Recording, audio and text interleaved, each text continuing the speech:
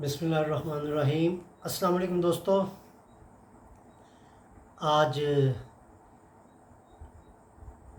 ہم سورۃ بقرہ کی 30ویں آیت کا مطالعہ کریں گے، اور جو میں نے سمجھا ہے اس آیت کو وہ میں آپ کو بتانے کی کوشش کروں گا، اور اگر آپ میں سے کوئی دوست یہ سمجھتا ہے کہ میں اس کو ٹھیک طرح نہیں سمجھا تو مجھے امید ہے کہ آپ مجھے کریکٹ کر دیں گے اور میری اصلاح فرمائیں گے، تاکہ روز محشر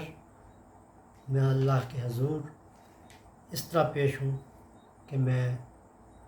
قرآن پاک کو سمجھنے اور سمجھانے کی کوشش میں زندگی گزار رہا تھا۔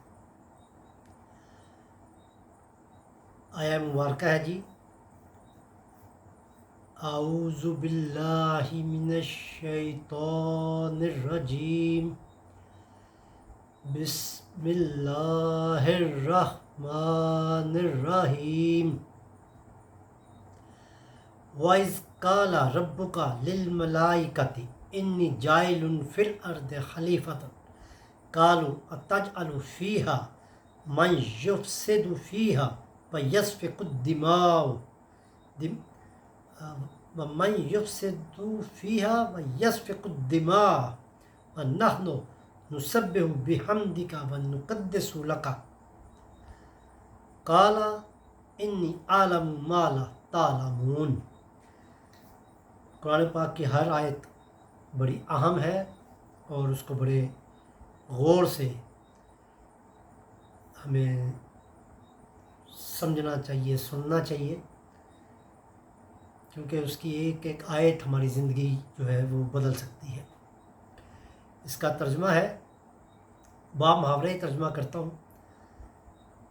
اور جب تمہارے رب نے فرشتوں سے کہا کہ میں زمین میں ایک نائب بنانے والا ہوں، انہوں نے کہا کیا تو اس میں بنائے گا جو اس میں فساد کرے گا اور خون بہائے گا، اور ہم تیری تعریف کے ساتھ تجھ کو بے عیب کہتے ہیں اور تیری پاکیزگی بیان کرتے ہیں۔ اس نے کہا بے شک میں جانتا ہوں جو تم نہیں جانتے۔ بڑی سادہ سی بات جو میں سمجھا، جو میرے ذہن میں، اس کی تو بہت ساری تفاسیر تو موجود ہیں، لیکن میں آپ کو بالکل جو سادہ سا مفہوم ہے کہ جب اللہ تعالیٰ نے فرشتوں سے کہا کہ میں زمین میں ایک نائب بنانے والا ہوں، اب نائب ضروری نہیں ہے کہ غیر موجودگی میں ہو، موجودگی میں بھی نائب بنائے جا سکتے ہیں۔ ان کو کچھ اختیارات دیے جاتے ہیں، وہ ان اختیارات کو اللہ تعالیٰ کی مرضی سے وہ استعمال کرتے ہیں۔ جو تو ان اختیارات کو اس دنیا میں اللہ کی مرضی کے مطابق استعمال کریں گے ان کے لیے بہترین اجر ہوگا، اور جو اللہ تعالیٰ کے اختیارات کو، دیے ہوئے اختیارات کو، جو آزاد مرضی آپ کو دی گئی ہے، اس میں اپنی خواہشات کو شامل کر لیں گے تو ان کا نتیجہ برا ہوگا۔ اور یہی چیز فرشتوں کو کیسے پتہ تھی کہ یہ انسان تو یہاں پہ یہ کچھ کرے گا فساد؟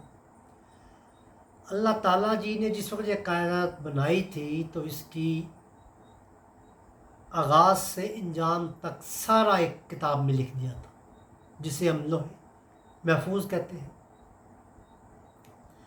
تو فرشتوں کی نظر سے وہ گزرتا رہتا تھا، کبھی کبھی اس کی زیارت بھی وہ کر لیا کرتے تھے فرشتے۔ تو اس بنا پر کچھ فرشتوں نے یہ کہا اللہ تعالیٰ جی سے کہ یہ تو فساد کریں گے، مطلب یہ اپنی اس جو اختیار آپ ان کو دیں گے اس کو وہ غلط بھی استعمال کریں گے۔ تو یہ بات تو اس حوالے سے، کیونکہ پتہ ہی ان کو تب تھا، ورنہ تو اس کو پتہ ہوتا ہی نہ، کیونکہ یہ سارا اللہ تعالیٰ جی نے تمام جو کائنات میں آج تک ہونا تھا وہ سارا اس میں ایک لکھ دیا گیا تھا۔ تو اس بنا پہ انہوں نے کہا کہ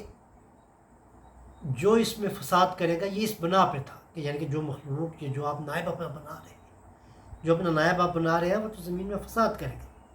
اور خون بہائے گا، جب کہ ہم تعریف کے ساتھ تجھ کو بے عیب کہتے ہیں۔ مطلب ہم تو صرف ہمارا کام ہی یہ ہے کہ اللہ تعالیٰ کی تعریف، بڑائی اور بزرگی کو بیان کرنا ہے، اور ہم تو اللہ آپ کے حکم کے یعنی کہ اللہ تعالیٰ کے حکم سے سرے منہ انحراف نہیں کرتے۔ بس جو اللہ تعالیٰ جیسا حکم دیتے ہیں وہ ویسے ہی حکم بجا لاتے ہیں، اس میں ذرا ساری بھی اپنی خواہش، اپنی مرضی وہ شامل ہی نہیں کرتے ہیں، اور بالکل بین ہی اس حکم کو ویسے بجا لاتے ہیں جیسے اللہ تعالیٰ نے ان کو حکم دیا ہے۔ اور فرماتے ہیں جی کہ ہم تو آپ کی پاکیزگی بیان کرتے رہتے ہیں، شکر گزاری ہے، مطلب اس میں ساری چیزیں ہیں، اللہ تعالیٰ کی بزرگی کا اعتراف کرتے رہتے ہیں۔ تو اللہ تعالیٰ نے کہا کالا انی اعلم ما لا تعلمون، اللہ تعالیٰ نے، اس نے کہا یعنی اللہ تعالیٰ نے کہا بے شک میں جانتا ہوں جو تم نہیں جانتے، چونکہ اللہ تعالیٰ نے یہ ساری کائنات تخلیق کی ہے، اور اس کا آغاز سے انجام ہر چیز کو اس میں درج کر دیا ہے۔ یہ جو نافرمانیاں کرنے والے ہیں وہ بھی ہوں گے، جو سرکشی کرتے ہیں، ان اختیارات کو غلط استعمال کرتے وہ بھی ہوں گے، لیکن اس کے باوجود جو اللہ تعالیٰ جانتے ہیں وہ فرشتے نہیں جان سکتے تھے، اس لیے کہ اللہ تعالیٰ نے اس امتحان کے بدلے میں جس اگلے جہاں کو بنانے کا تہیہ کیا ہے وہ بہت خوبصورت ہے، اور اگر ہم اس کا تصور کر لیں تو ہر کوئی اس منزل کو، اس جنت کو کے حصول کے لیے حقیقتاً تگ و دو کرے گا، اور وہ ذرا سی بھی نافرمانی یا اپنی خواہشات کو ترجیح اول کبھی نہیں بنائے گا۔ ہمارے سب کی ترجیح اول اللہ رب العالمین، اللہ رب العزت کو ہی ہونا مقصود ہوگا۔ وما علینا الا البلاغ المبین۔